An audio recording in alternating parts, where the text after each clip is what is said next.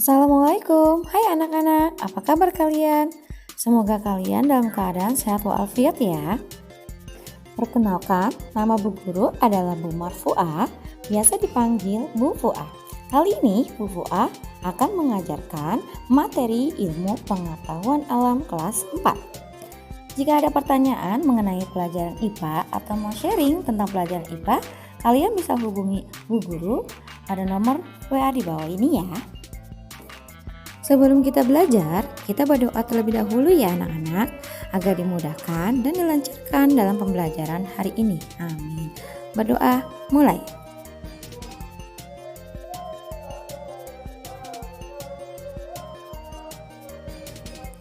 Berdoa selesai. Tahukah kamu bagaimana sih manusia itu bernapas dan bergerak? Adakah yang tahu teman-teman? Ya betul, manusia itu bernapas menggunakan hidung, lalu ada satu lagi organ yang paling penting yaitu paru-paru. Selain itu, manusia juga bergerak menggunakan kaki. Lalu bagaimana dengan hewan ikan? Hewan ikan ini bernapas dengan apa ya? Dan bergerak dengan menggunakan apa ya anak-anak? Adakah yang tahu? Kali ini kita akan bahas pada bab 1 yaitu tentang bagian-bagian tubuh pada hewan beserta fungsinya. Mari kita simak penjelasan berikutnya. Pada umumnya bagian tubuh hewan itu terbagi menjadi 3 bagian. Yang pertama bagian kepala, yang kedua bagian badan, dan terakhir adalah anggota gerak. Yang akan Bu Guru bahas pada video ini adalah yang pertama bagian tubuh hewan pada hewan mamalia, kedua burung, 3 reptil, 4 amfibi, 5 ikan, dan ke-6 insekta atau serangga. Hewan mamalia, salah satu contohnya adalah kelinci. Kelinci ini memiliki bagian-bagian tubuh, di antaranya adalah terdapat hidung. Hidung ini berfungsi sebagai alat indera penciuman. Lalu ada telinga yang panjang dan lebar berfungsi untuk mendengarkan. Lalu ada mulut, lalu juga terdapat rambut yang berfungsi sebagai penutup tubuh. Lalu terdapat ekor yang berfungsi untuk menjaga keseimbangan. Lalu terdapat kaki depan dan kaki belakang. Kaki belakang ini yang lebih kuat daripada kaki depan yang berfungsi untuk membantu melompat. Ada juga loh hewan mamalia yang hidupnya di air, yaitu lumba-lumba, dugong, dan paus.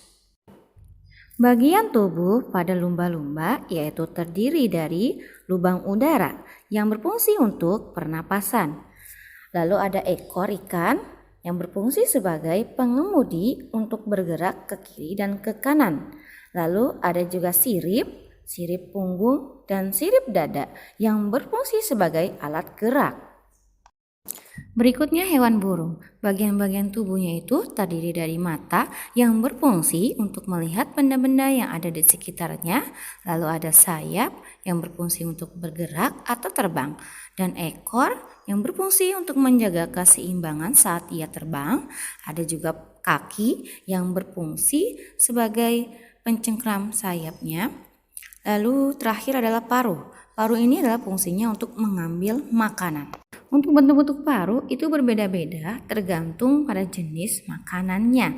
Nah, untuk lebih lanjutnya kalian bisa lihat di buku paket kamu halaman 4. Berikutnya ada jenis hewan reptil. Salah satu contohnya komodo. Bagian-bagian tubuhnya terdiri dari lidah. Lidahnya ini berfungsi sebagai indera penciuman. Lalu terdapat kaki. Kaki bagian depannya ini memiliki kuku yang sangat tajam sehingga mampu komodo ini untuk dapat memanjat pohon. Dan ada kaki bagian belakang. Kaki bagian belakangnya ini sangat kuat dan mampu untuk berlari dengan kecepatan 15 km per jam. Dan terakhir adalah bagian ekornya.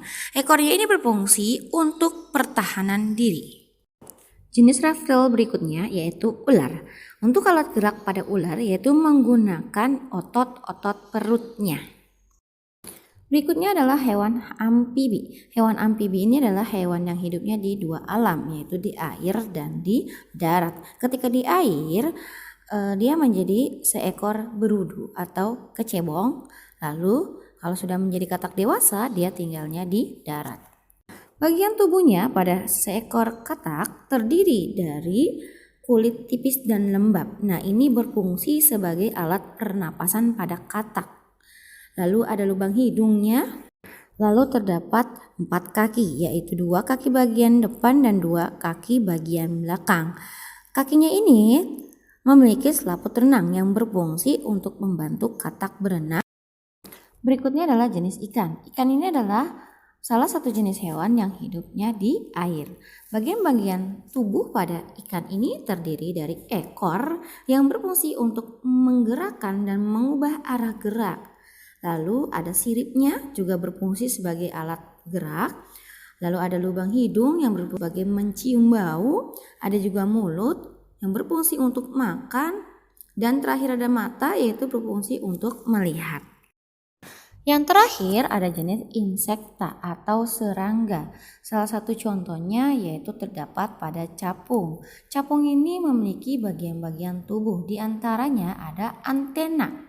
Antenanya ini seperti benang ya, yang berfungsi sebagai alat peraba dan pencium.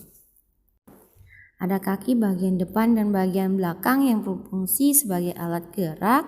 Lalu ada sayap bagian depan dan bagian belakang. Dan terakhir yaitu terdapat mulut. Mulutnya ini berfungsi untuk memakan, dan jenis-jenis mulut pada serangga itu berbeda-beda tergantung pada jenis makanannya. Untuk tipe mulut pada serangga, yang pertama ada bentuk mulut pengunyah terdapat pada hewan belalang, ada bentuk mulut penghisap terdapat pada kupu-kupu, lalu bentuk mulut penjilat terdapat pada lalat, dan terakhir bentuk mulut penusuk dan penghisap terdapat pada nyamuk. Untuk gambar lebih jelas kamu bisa lihat di buku paket kamu halaman 9. Selesai sudah penjelasan pada video kali ini. Jika kalian belum paham, kalian bisa putar kembali video ini. Dan jika ada pertanyaan, kalian boleh WA Bu Guru ya. Assalamualaikum warahmatullahi wabarakatuh.